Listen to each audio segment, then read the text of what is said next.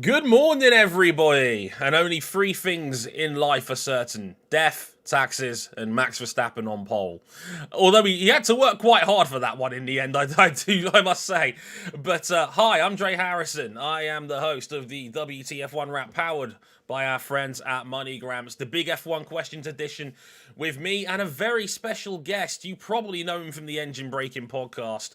He's already been in the chat mingling. We love that. He's already fully committed to the bit. It's Blake, but you know him as Brake, because I joked about it on yesterday's show. Blake, pleasure to have you here on WTF1. How you doing, big man? I'm doing great. Good morning. Thanks for having me over, man. It's great to finally chat with you. Oh, our pleasure. I'll say this publicly on the air. Like, Engine Braking have been great friends of us since moving over here, and we appreciate all the help and all the kind words and whatnot. It's been fun. So yeah, delighted to finally get you on. I mean, tell the good audience out there, for those who don't know you quite so well, Blake, your background. How did you get to this point where you're streaming in your pants and playing Euro Truck Simulator? Oh, like we could start with the failed Warzone streamer, but I don't really think that's it. So I'll do the quick one. 12 years ago, I moved from Texas to the UK, trying to chase the job and get a job as an engineer in Formula One, because that was what I decided what I wanted to do, which is kind of crazy because it's kind of weird and difficult and convoluted path for Americans to get over here. But we got the job done, worked at Force India for 3 years, a very short spell in vehicle dynamics, and I was straight into trackside performance engineering with Paul DiResta for a bit, and then Sergio Perez. And then after that, in 2015, I moved to Red Bull Racing to be, I thought, was Sebastian Vettel's performance engineer. Then he left for Ferrari, the Joker. Oh, So I got to work with Daniel Kvyat, who I love. He's a great dude. I worked with Danny for a year and a bit, and then worked with Max in 16 and 17 as his performance engineer. And then from 2018 to 2021, I was a simulator performance engineer, focusing on more medium, long-term development and keeping my my finger on the pulse of what was happening day to day on the track, and the short-term development and long-term development of the Red Bull cars up through the 2022 car, which I did a little bit of, but I was on my way out to being full-time content creator and being waking up at 5 o'clock to come hang out on the internet and talk to further or other Formula One enthusiasts. So here we are, and it's 7:30 now, so not too bad. not too bad at all. And also, I've got to ask, given I know you came from the Red Bull background and you were at the track for a long time. Did you know the weapon that Red Bull had in Max Verstappen, like before everybody else did? And it was kind of clear that he was a talent. How great of a talent, wasn't sure. Could he refine it? Because you go back to the early days and he was very explosive, and Crash Stappen was the thing throughout. He was literally 11 out of 10 every time, and it was like that learning loop where it's like, I'm gonna cross the line to figure out where it is, and if that results in me crashing or somebody else having colliding with someone else, I'll figure it out. And now I think you've got somebody who's quite refined. All the drivers make mistakes, but he makes very few of them, and the ferocity and pace that he hits every session with is pretty terrifying. And let's not do any disservice to the other men and women. The car that they've built this year and last year, and even before that, it's a monster. It's an impressive monster. Yeah. So, no, all credit where credit is due. Oh yeah, 100%. I mean, it's an incredible team. They are doing incredible work. Maybe not the most entertaining for the casual, I guess you could say, or for the for sure, for the impartial. But you've got to tip your hat to them. They are doing incredible work right now. I'm sure you're still rooting for them, obviously, given you got a lot of friends there. I'm sure still, right? I know so many of the guys and gals that work there, and I still speak with many of them regularly. So, it's good to see that people, and like at the same time, I have a little bit of a selfish interest, because I still have some of the tools that I worked on, some of the things that I did, some of the things I developed still exist in that team. So never mind that. I just like seeing my friends happy. But that being said, I've got friends at basically every team. So so it's like the people move around. Formula One's everybody moves around, right? Oh yeah, so it's a band of people, really, isn't it? Yeah, it is, and it's like they move around, and it's interesting. Like you take some of the attitudes that fans on the internet have about their team and this and that, and that's totally fine. I understand that, but at the same time, it's worth understanding that people that work in those teams probably don't feel that way about, the team, their opponents. Of course. It's like it's like, so just a little perspective without getting on the pedestal, but it's yeah, it's interesting dynamic being on the inside, now being on the outside observing it. And honestly, I'm having a lot of fun being outside observing it and being able Always. to just be, yeah, whatever. And I'm not just like locked into what I'm doing. I'm like, let's take the sport in as a whole. It's much more fun that way. Oh, as a guy that's been a content creator on the outside looking in for better part of a decade, completely understand how you feel about that. It is very fun to look on the outside for once rather than being in it. And now I'm actually like somewhat professional journo. It's a really weird thing to say about me. If you know me well, you'll know that I am complete chaos incarnate. So for that to be a thing now, that is like I get to host this now in front of a channel that's got 1 million subscribers. It's friggin' wild to me. But Love that. We've got to talk about qualifying a little bit. Let's go. go. I love the fact that Verstappen and Red Bull seemingly made a bit of a Horlicks of this. They were set up complaints. Perez knocked out in Q1 after losing control of his car for seemingly about the 14th time this weekend. Complaints about the downshift, complaints about the battery from Max. Still out qualifies the field by a quarter of a second. Yeah. But that goes to show you, like, and that's a really interesting thing because all of those things for any driver, you have annoyances and you have major problems. I think Max had annoyances that were costing some performance. Checo had some severe problems. Like you don't see Checo rocking up and just binning it into the braking zones every weekend. So something was more than an annoyance on Checo's car. Fine. But yeah, it's impressive. Like they have that much gap, and usually they've had a couple tenths on everybody. So to see them close, but the thing I enjoyed the most about this qualifying session is I didn't know what was happening, as in terms of like I couldn't tell you what was going to happen next, and I love that. And I wish we had more of those sessions. And it's these kind of like mixed weather. Is there going to be rain? So you put pressure on people to be out. The track is a little bit slippy. The evolution of the track is insane through the session because it started off a little bit damp in patches. Goosebumps. Yeah. Good session. It was a great session because it wasn't just your standard, get one run in, get a banker in, then you wait 5 minutes and you get the last banker in at the end, and then obviously you go in all out on that final lap. This was a very different session. The track evolution was so dynamic where all of a sudden you were staying on used compounds and you were just going hot lap, cool down lap, hot lap, cool down lap. And I wish we had more sessions like that because that was way more fun to watch than kind of knowing how the process normally happens. Exactly. It's like there's a timetable. It's like, right, this is the first run. Now we will do the second run, and hopefully we don't bin it, good sir. Blimey. Yeah, it's one of those, but it was cool to have a little bit. And also you had like Lance in Q, is it Q2 or Q3? He's like, no, I don't want a fresh set. Yeah. Let me use the scrubbed ones again. And one of the interesting dynamics I don't think a lot of people saw was when you have a session where there's impending rain, where it's very likely could happen, what you will do, usually you'll fuel the car for 3 to 5 laps, right? So you can do 1 or 2 push laps in a run. What they were doing in Q2 is they were fueling the car for the session, which means if rain comes, you can just pull into the pits, throw on wets or inters, and go back out again without having to go back in and fuel. But that gives other people flexibility. It's like, right, well, I'm just going to go stop and put on a new set of softs now mid-run. And you get a little bit of thing, and you even have people out of sync. I think it was one of the Alpines that didn't get a second run because their timings were just a little bit out. And those are the weird kind of things. Yeah, those are the weird kind of things that can happen when you fuel for the session. Thinking back to Singapore last year with Verstappen.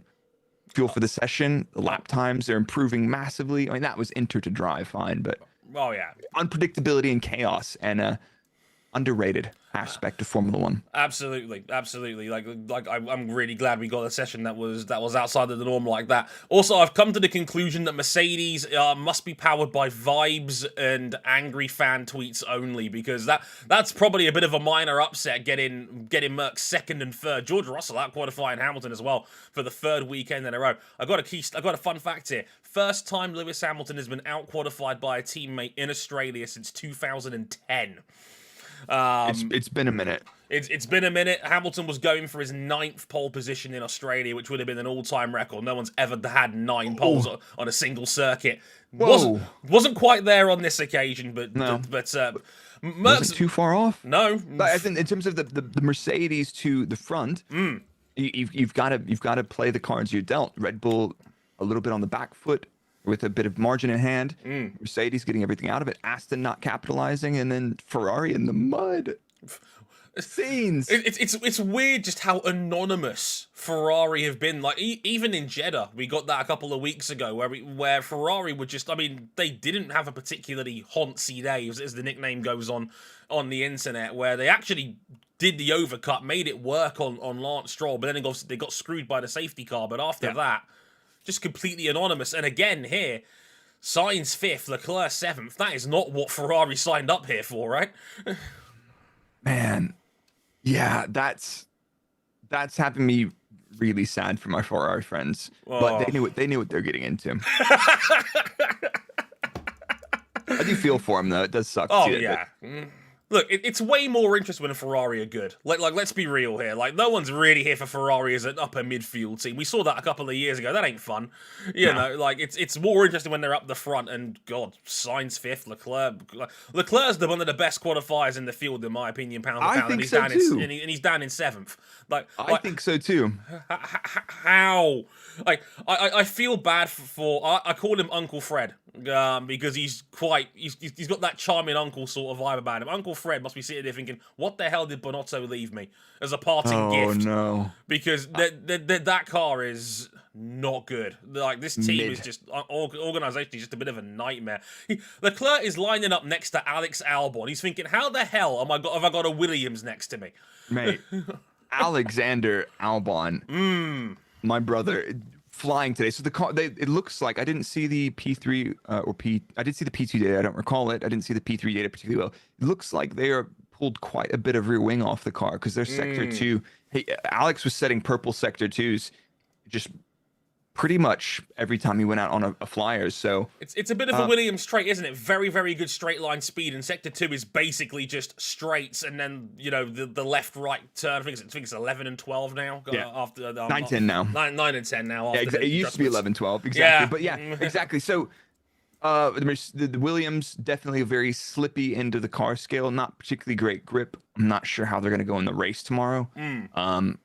That seems to be one of the big compromises that we've got is like the qualifying gaps aren't that crazy. You know, we're talking about dominance and everything else. The qualifying gaps aren't that crazy. And they're not that dissimilar to last year in terms of overall feel of them, in terms of the teams, with teams in different orders, obviously. But the difference is the race pace and the race potential. Because let's be honest, in the last couple of races, very rarely have we seen the Red Bulls full chat. They're literally banking 0.75 1 second. Yeah, I reckon it's about that as well. They would run into some deg, fine, but they could just literally run off in the distance, doing a second a lap faster, stop for free tires, and do a 4 stop when other people are on a 1 stop, and they could still be faster right now. Yeah, I think you've got it on the nose. I think they've got about 3/4 of a second on the field, and it is a little bit fun as a neutral seeing them have to work for it a little bit at least, and I guess that's part of the fun. And Verstappen's got no backup, so Perez is going to have to come through the field tomorrow, so that's going to be interesting to see as well because Australia not known as a big passing track either, and he's going to be starting dead last. A couple more things I want to point out about qualifying before we get into the fan questions, because don't worry, they are coming very soon. We might have time for some in the chat as well, so keep them coming. We got some time to see how we go on that one. McLaren, oh man,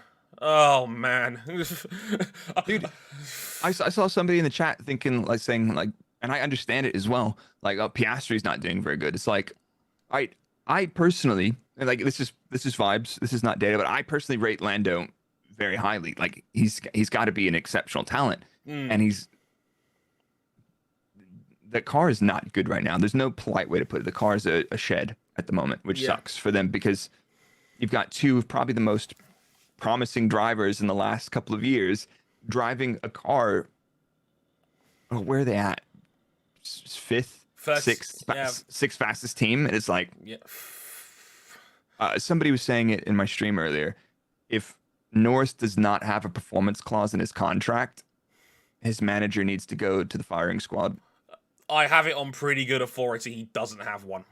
Manager firing squad. No, get it done, mate. Get it done. Zach, I don't know what kind of snake oil you sold him, but I'm right with you. I've said many a time I think Norris is a borderline top 5 driver in this field, pound for pound. I think he's an exceptional talent. And Put him in the right car. and Be in the mix. put him sure. put him in the right car, and I think he can challenge for wins immediately. I really do. I think he's an exceptional driver, and to see him 13th and Piastri knocked out in Q1 on home soil. I know, get me wrong, I know it's his first time he's ever really raced a single seater in anger around Albert Park, but like Piastri, we all know he's an incredible talent. He flew up the juniors. He did everything you'd want a junior to do. Won 3 regional titles. Formula Europe, Formula 3, Formula 2, bang, bang, bang. Yeah, 3 years you running. do the Holy Trinity like that when you literally ace them 1-1-1. It's like, oh yeah. And it's not like it was a crap field either. No, so good quality drivers, and the talent's not the problem there. Let's put it to you that way. And you could look back at the last 5-10 years; they've had exceptional drivers in their camp. That the driving talent's never been the issue. It's always been the car, and they're slipping. They know they're slipping, and but don't worry, Zach Brown will get 3 more marketing deals on the side of the car, and everything will be kosher, as you do. Also, what the hell is going on with Alfa Romeo? Bottas down in 19th. Joe knocked out in Q1 as well. That was a bit of an eyebrow raiser. They looked strong in testing, and like they're one of those teams. It's like they start off looking pretty interesting, and every now and then they'll have a race. I think Joe's excellent. I think Bottas is excellent. Like, are they number ones? Maybe, but they're not that far. They're not. Bottas isn't that far off, And it's like, what's got to be wrong with that car? It must be their new sponsor. Won't get into it. Yeah, might be a new sponsor. Might be again. It's whatever it is. They are struggling. I mean, I don't get it. I mean, don't get me wrong. I think it's also the kind of situation where the back half of the field is now so close. A bad weekend will now put you 17th. Oh yeah, 100%. That's a really important context. It's like, how close is your competition? Because if you're not fully on it, you're gonna get bitten. Oh as soon as you set one foot wrong, Bottas had a little bit of traffic. Done. You're out. Q1 done. Absolutely, yeah, and I guess that's also part of the fun. It makes it even more ruthless. Where now a bad session in the back half of the field, you're out in Q1. And there's like the last 2 or 3 years, we've had situations where it's like you kind of know what the bottom 4 of the 5 guys that are going to get eliminated in Q1 are. Not so much this time around, and that's part of the fun, certainly. But yeah, exactly. Fun times indeed. Right, let's get into some of your fan questions. Oh my God. You sent some of them in over the last 24 hours or so on our social media, so thanks everyone that sent them in. Only got time for 5 at the moment, but hey, if we're generous and the chat feels spicy, send us some questions. We might have some time at the end as well. Shout out as well to AJ Terremba 27. He's coming home from the track right now, and he's tuned into us on the live stream, so thank you. That's dedication, AJ. Let's go, dude. I hope you had a great time. The action seemed fun. The Formula 3 and Formula 2 were pretty chaotic, so I think you got your money's worth. Or at least I'd like to think you did. But first question, which has been on the screen for a little while now, so shout out to Megaverse Primus, who sends in a question saying, is Oscar stuck at McLaren for the rest of his career after what happened with Alpine last year? What do you make of that one, Blake? I don't know. Well, does he have a performance clause in his contract? Probably not. We just talked about that. Very topical. Yeah. Does he have a performance clause in his contract? He's probably going to have to do some dishes for a bit, Oh, yeah. He's going to have to do some dishes there.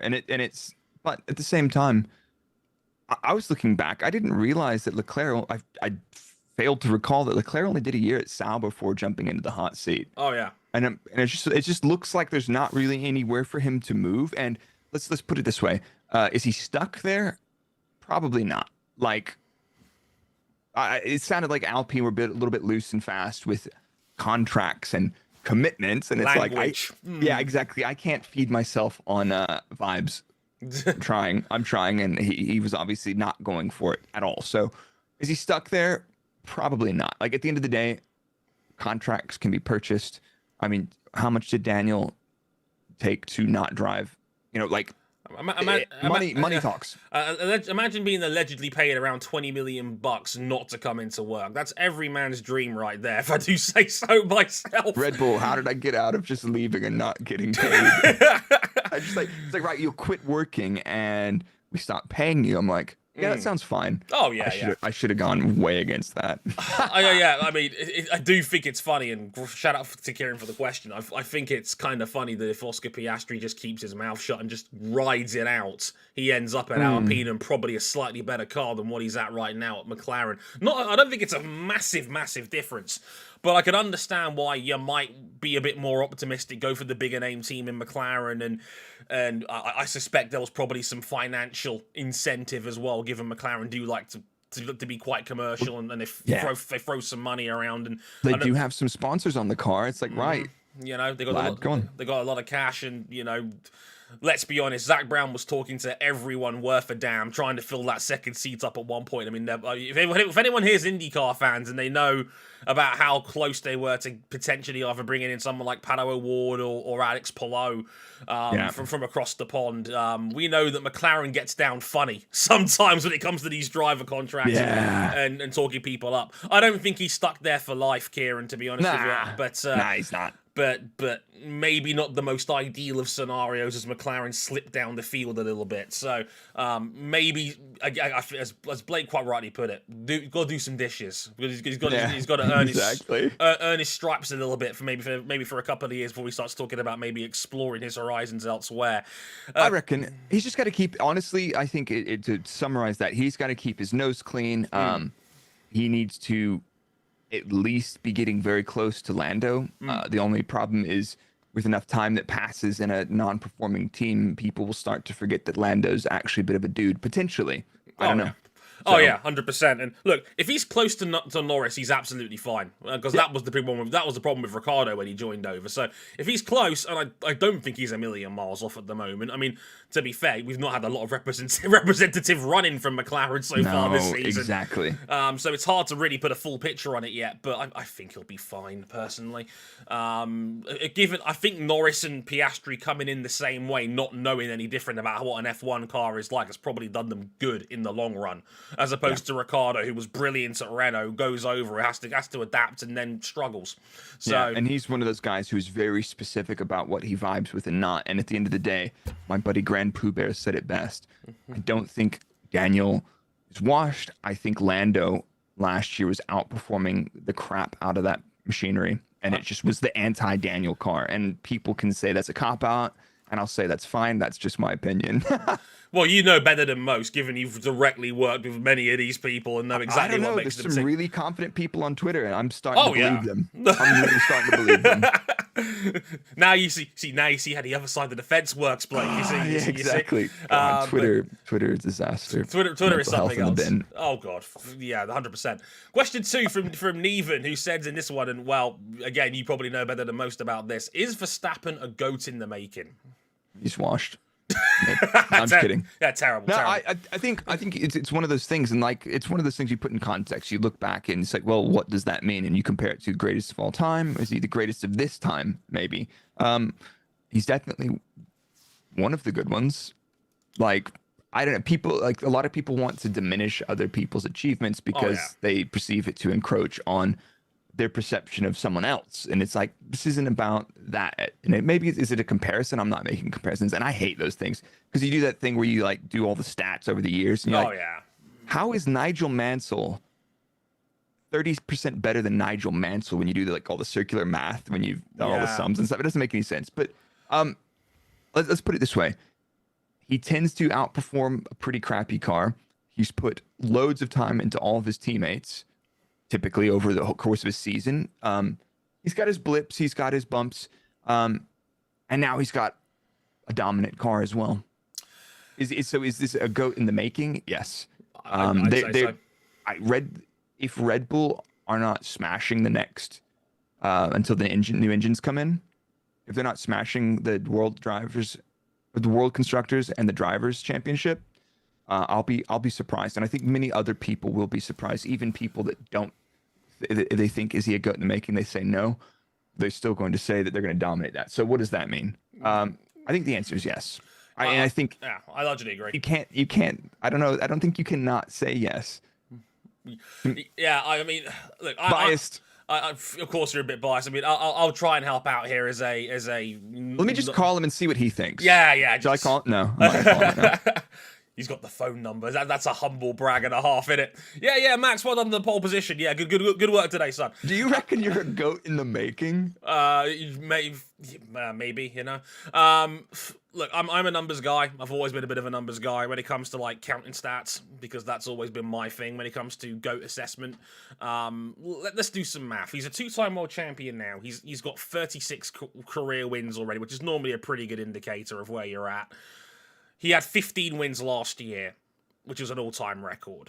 If he goes at that pace until the end of this regulation set, which is obviously the end of 2025, as it stands, and he keeps up at this roughly 15-win pace, which is looking likely given how dominant Red Bull are at the moment, I would say that's a reasonable assumption. I think nobody's going to call you crazy for saying that might be the case. Let's put it that way. I'd like to think so. So 15 wins a year, 3 more world titles, assuming he beats Perez at all 3 times, which I think is, again, probably reasonable assumption.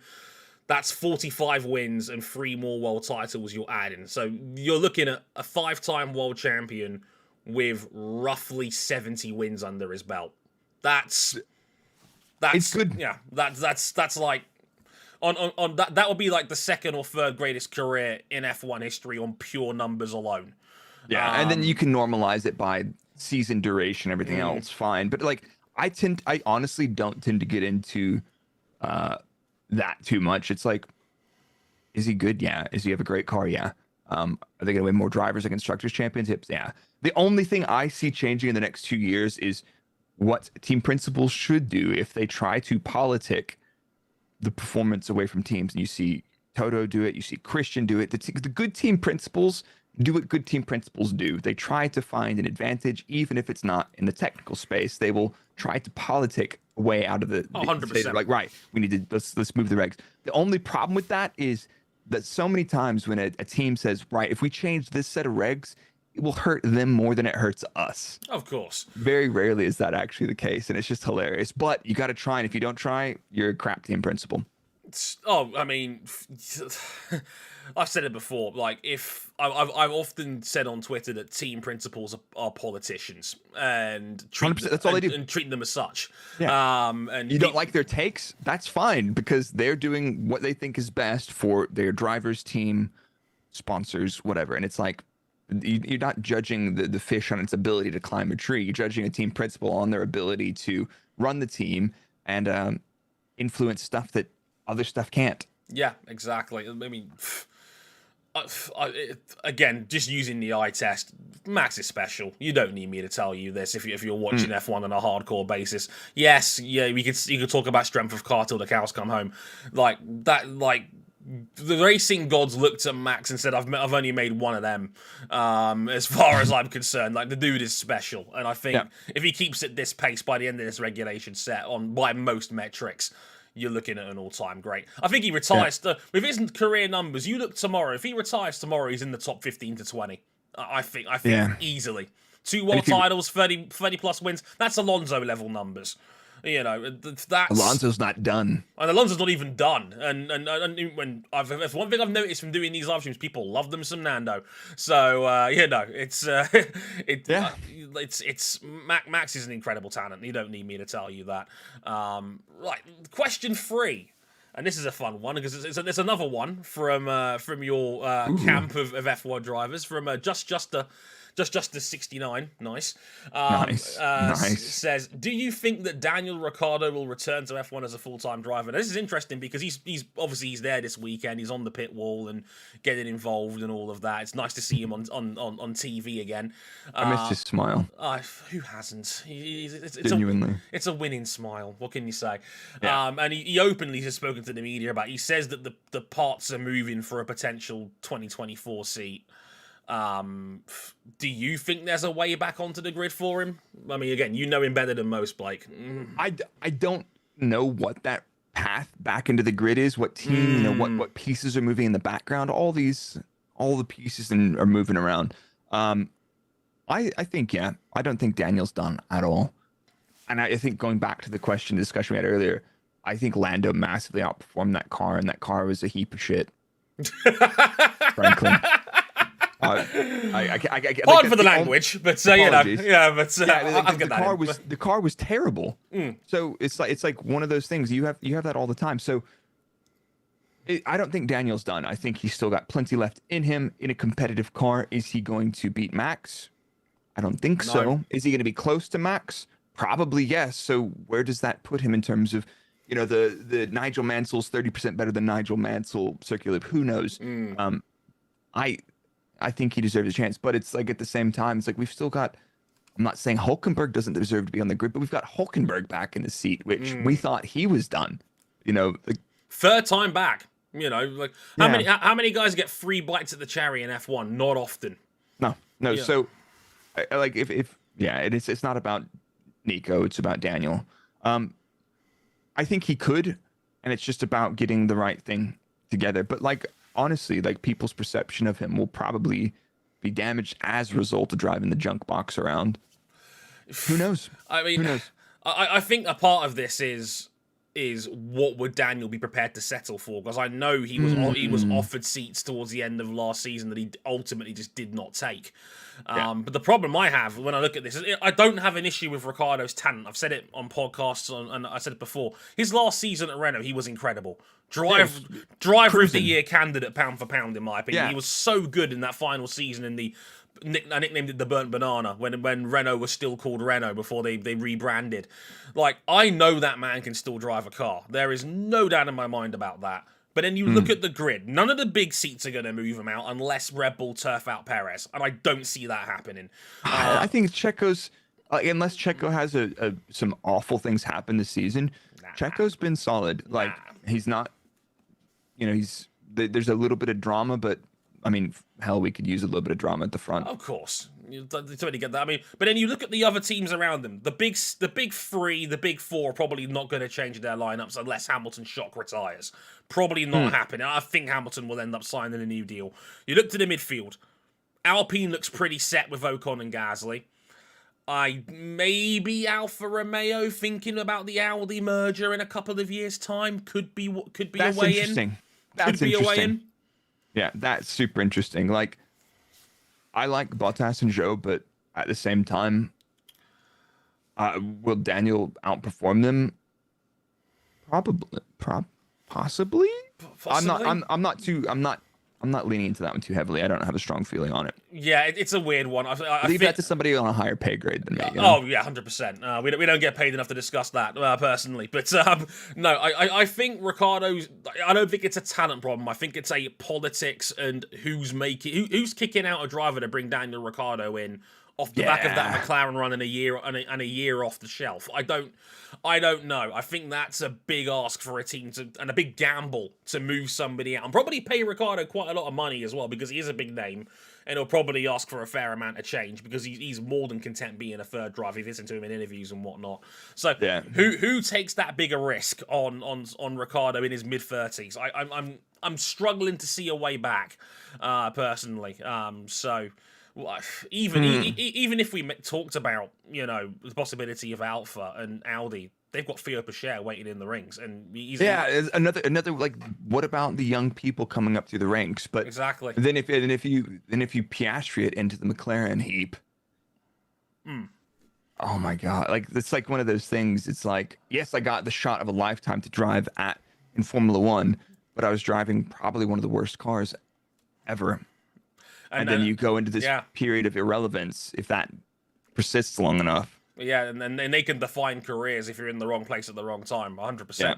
Love that Cube Jam in the chat says Andretti? Question mark? Question? We're checking. We're checking. I would love to see if that would happen, but I think F1 is getting very, very protective of its little franchise model, and I don't think it wants an 11th team at all, for better or for worse. I would love to see Andretti make it, and maybe have Ricciardo front that, especially given he's a bit of an Americana sort of fan. Yeah, exactly. He loves it. But I think FOM is going to make it very difficult for Andretti to get in. Unfortunately, politicking, as we mentioned earlier, you know, it's an unfortunate side of this sport. Question number 4 from Abby Jacko, who asks, This is an interesting one as well. How do you think F1 legends like Fangio, Farina, Ascarius, etc. would do in today's cars and regulations? It's a fun speculative question. How do you feel about it, my man? It depends entirely. Like two ways, so many ways to cut this question. It's a fun one. It's not one that I will typically indulge in spending too much time thinking about, because it's like one of those things. It's like, well, it's not going to happen. So, but I don't know. If at the time, if these were the greats of the greats of the greats, sure, you know, like the cars are much more complicated now, but at the same time, it's like, okay, these drivers now learning these more complicated cars have learned and grown up with this stuff. So if the cream rises to the top in one generation, I don't think there's anything historically or generationally that shouldn't allow them to be massively successful. You know, it's a super interesting question, but it's like at the same time, it's like, you know, it's hard to speculate. Take it a different way. Take Max, and like, could he be good at, let's say, racing something else? Probably yes. And honestly, he's probably racing it in iRacing on his sim rig when he's at home. Yeah, exactly. And if it's the GTs, he's smashing those. And some of those type of cars are still complicated cars, but at the same time, yeah. The way I look at it, and this is just my perspective, Abby, so forgive me, but I think if you took someone like Fangio, who many people consider to be the greatest of all time, especially given he raced in the 50s, where one accident tended to be your last, and I think if you gave him things like modern day nutrition, modern day fitness, modern day resources like simulations and data, and obviously the huge enterprises that Formula One teams are now. I think it's over 1,000+ employees in some of the bigger teams now. If you gave them, who already had proven to be the raw talent of their time, and you gave them like all the resources that we have now in modern day motorsport, they would fly as well. They might be even better. Now, if they stopped smoking cigarettes and drinking before a Grand Prix, they'd probably be a little bit faster. Oh hell yeah! You know, like if you gave them like modern day fitness programs, modern day everything, I think they'd be incredible. Like, you know, I think they'd be even better than the legends we know them for. I mean, you could make a very, very strong argument right now that Fangio's the greatest ever, with 5 world titles. He won almost half the races he ever entered. And again, that's nuts. It's actually nuts. You know, 50s era. You know, like. He was obviously the best driver in the world of his time. But again, I don't see any reason why that talent wouldn't be able to translate 50 years down the road. If anything, it'll be fascinating to see how good they could truly be with what we know about motorsport now compared to 75 years ago. So that's how I look at it personally. But I think talent is timeless, is what I've often said to people. I think so. Yeah, and maybe there's specifics about a type of car or something that might not suit them, but let's yeah, we could spend a lot of time. Oh, easily. That'd be a fun one for a podcast one day. Adam B1604 with the last fan question of the day, so asking, should F1 bring back older compounds like the super hards to allow for more strategy? I do find it funny that we're talking about the previous era of Pirelli tyres. I don't think the super hards ever actually got used in a race. I remember there were the really orange tyres that Pirelli had, and I don't think they were ever used. I think we only ever had like a couple of the races where they even used like the blue hard compound, like Silverstone, where it was like blue hard. Oh my god! You don't remember that day? I blocked most things that Pirelli tend to do. I block out of my memory. Just like, it's entirely fair. I don't. To allow for more strategy, I think the interesting thing is like specifically to that point, and you've already covered that, is when that tire existed, like that extra hard compound to add for variability. Nobody ran it because it was a crap tire. Now, there's other stuff that I think is interesting. I'm not crazy about. I mean, other series do just fine without tire warmers. This is not that conversation. No. Some drivers say it's not safe. Driving in the rain's really unsafe, by the way. Yeah, just throwing that out there, you know. Relatively speaking. But I think the idea of, if depending on the way you set up your compounds and their warm up and the degradation level and pace difference between them, you could have some pretty interesting stuff without warmers, because then you have overcut, undercut viability depending on, you know, how much degradation you got into. But this is one of those things, like, you can speculate about it all day, and you can come up actually with numerical simulations. Like, right, here's a characteristic field of cars. Here's how they all will qualify, and here's how they will all race, and here's the pace deltas relative to them. So you'll get an idea of, say, for example, the front runners, how many laps they need before they can have a clean stop to the midfield, let's say, which is important. And you can see how much and then you can run simulations on all these other things and try to understand what's the best way to do it. And then you have to go make that tire that you theorized in terms of pace and degradation. And let's be honest, tires are probably one of the least well understood parts of modern Formula One or anything. And I do not see that improving massively. The ability to predict performance is one of the biggest variabilities in teams. The biggest performance differentiator in teams is aerodynamic load, but when you have chaos and uncertainty, that's usually down to a team's understanding of the tires. Or lack of, in this case. Yeah, or their ability to switch them on with if they have enough load on the car and so on, or how they prepare the tires. And that understanding is very missing from the teams and also the manufacturers. There's a lot of uncertainty about designing and building. That's why every time Pirelli bring a new tire, it's like this little incremental thing, and like they can't change it too much because they can't afford to, because we don't have testing.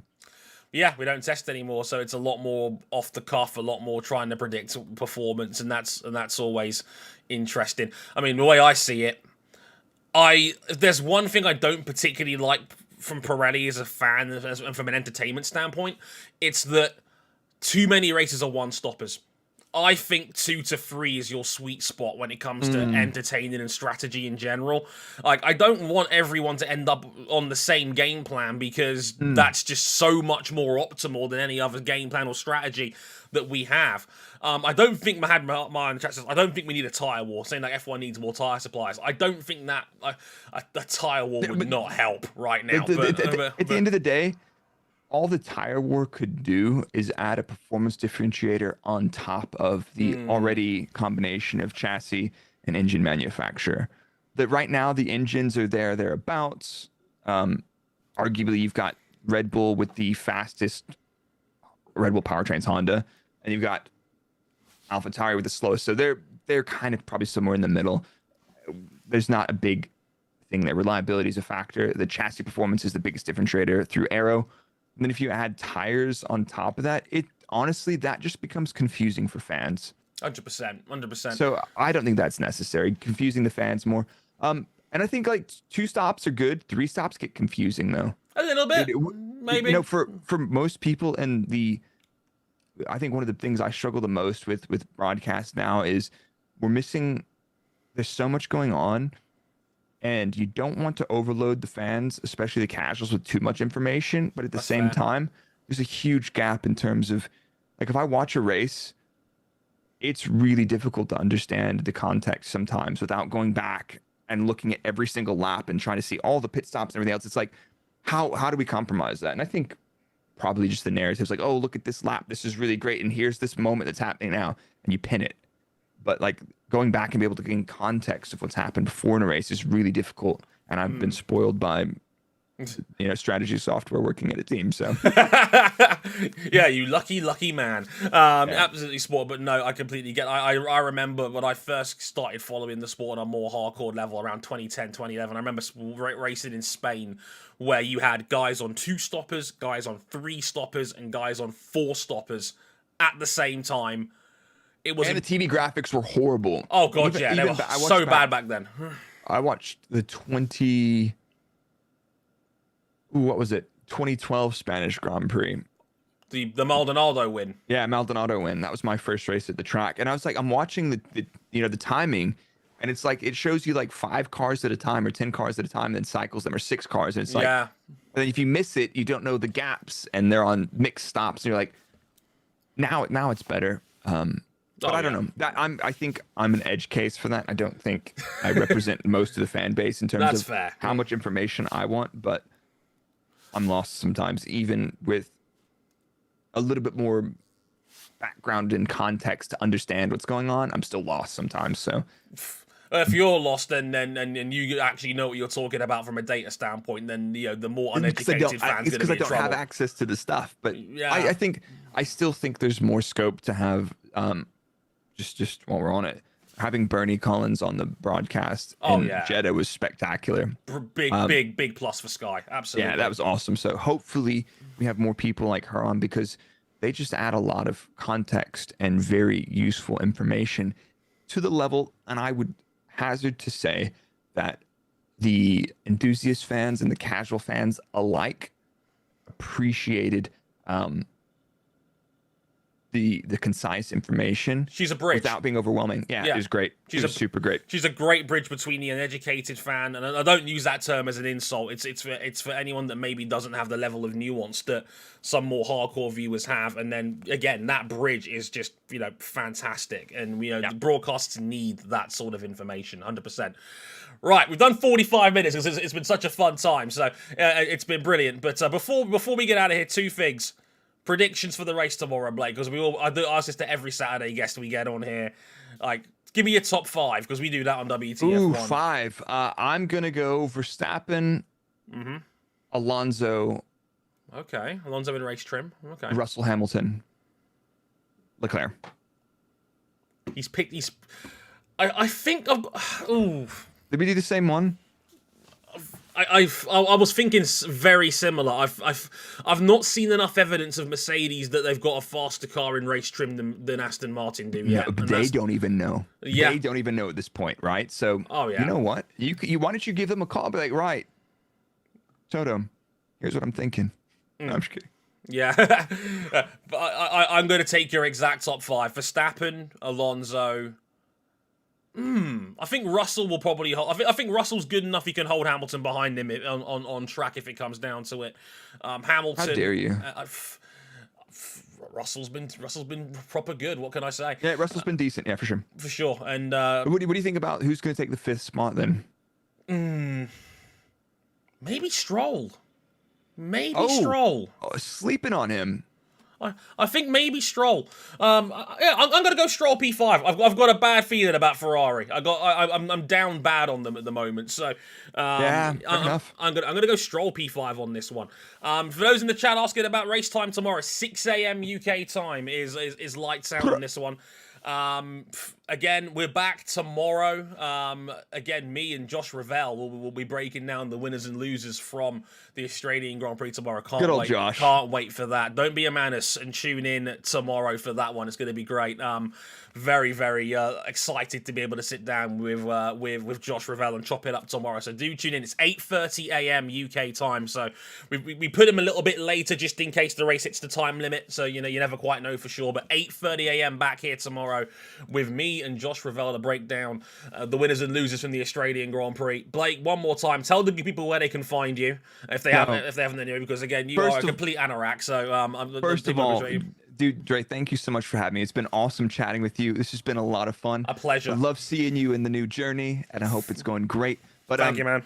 I make content on YouTube, so it's just Break with 3 R's. That's my main F1 channel. I live stream on Twitch, anything from gaming to watch-alongs and all that other stuff. Quite a bit of Formula 1 tech and analysis. Last night, we played Euro Truck Simulator 2 on my new sim racing rig. 100%. Then we played some F1 22, and then I performance engineered myself to cut some lap time out of it. As I was the main observations I had of myself is I'm a terrible and inconsistent driver, which is okay. We can work on that. Yeah. And then I post short form on YouTube Shorts, TikTok, and Instagram, and everything like that. But yeah, that's break on everything. Break with 3 R's. Let's make you a little bit of money as well, because I'm sure you've got I think it's like a coffee sort of plan as well for your data management and data analysis as well. Isn't that right, Blake? So one of my other projects is my content takes me a lot of time because it's heavily based around pulling data from Fast F1 in Python and analyzing the data, because I use data to help drive the threads of my stories and my videos. But there's a lot of data that I don't get to use because I can't just tell you about everything. But I analyze that stuff anyway, and I put it on a site called Buy Me a Coffee. It's like a Patreon. So for the price of a coffee a month, you get access to all the practice, qualifying, and race data analysis from lap telemetry compares and explanations, performance rankings of teams, speeds analysis, and everything else. And then even some strategy breakdowns on Sunday to understand pace and degradation, and some what-if scenarios on if somebody had boxed. So I think there's a lot of value in that for a coffee a month, and that's buymeacoffee.com/break. Yeah. But appreciate the plug on that, brother. Oh, absolutely. No, look, this is a platform. I believe that knowledge is always best shared, and again, Blake is fantastic. I'm not going to blow smoke up his arse too much because he doesn't need me to do that for him. But his work is tremendous. I do highly recommend, if you want to be the sort of fan that maybe wants to take that next level in terms of knowledge and comes to data management and analysis, Blake is your man. And if you want more banter, him and Dan, and you probably know him on Twitter as Engine Mode 11, the Engine Breaking podcast is fantastic.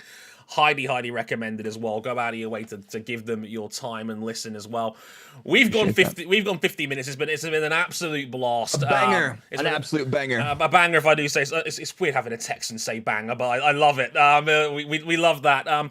Guys, thank you very much for watching along. I'm glad you guys enjoyed it. Have a wonderful rest of the weekend. I'll be back tomorrow with Josh Ravel for the winners and losers of the Australian Grand Prix. I'll see you then. So for me and Blake, take care. Thanks for watching.